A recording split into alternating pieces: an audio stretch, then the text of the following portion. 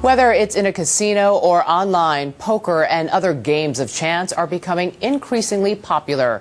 It's not just men who are addicted. A growing number of women are becoming compulsive gamblers, too. Early Show national correspondent Hattie Kaufman takes a closer look at the troubling trend. The reality is the longer that you gamble compulsively, which is what I was doing, the more you become a compulsive liar. In the 1980s, Melanie Morgan was a successful television anchor. Good morning, it's 7:25. Until her gambling addiction cost her job and nearly destroyed her marriage. I would lie about where I was going, what I was doing, who I was with, how much money I was spending. Even her pregnancy did not stop Melanie from gambling. Of course, I was in a terrible environment, smoke-filled rooms, hardly taking care of myself. Yeah, I was gambling right up until an hour before I gave birth. After her son was born, she often left the infant with an assortment of babysitters. I remember packing up the baby one day and driving around to each of the card rooms where I thought she might be, and finally locating her and taking the baby in its carrier and putting the baby in the middle of the poker table and saying, "You got a choice. You want to play cards, or do you want to be a mom?" I knew at that point I was in desperate trouble.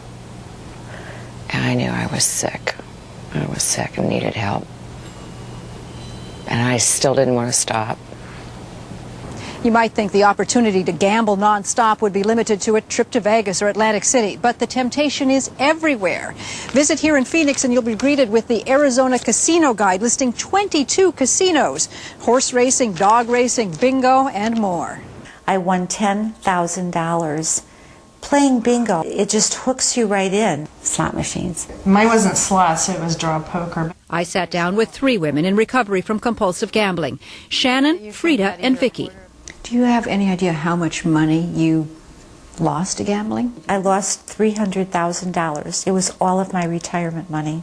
I had thought it was like around $35,000, but my husband stated it was closer to $50,000.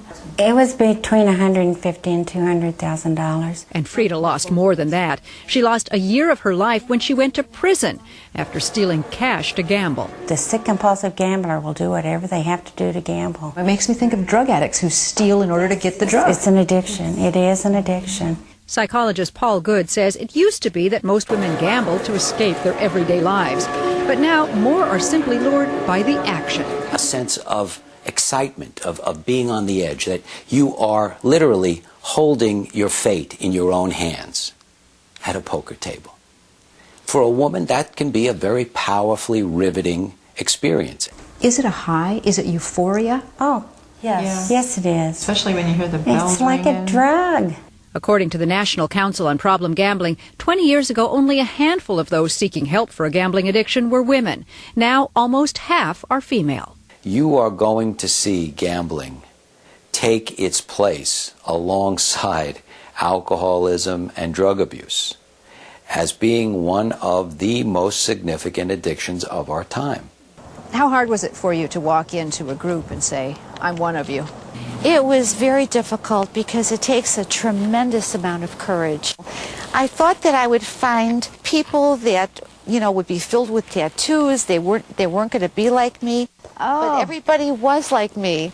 Everybody was just like me. With treatment and regular attendance at a 12-step program, all of these women have their lives back. They're right here in San Francisco at Fiore. And Melanie Morgan has a broadcast career again. She hasn't gambled in 14 years, but she knows it's just one day at a time. One bet, that's all it takes, and I could instantly be back in that place that I was before. And in fact, every one of these women has relapsed at least once. Even after hitting bottom. And after not gambling for 10 years. Despite the fact you'd spent a year in prison. That's right. So every day without gambling is celebrated. Today I'm at day 100. Today you have 100 days. Yeah. Does she get an applause for that? Yes. For the Early Show, Hattie Kaufman, CBS News, Phoenix. Now, all of the women told Hattie they shared their story to help others.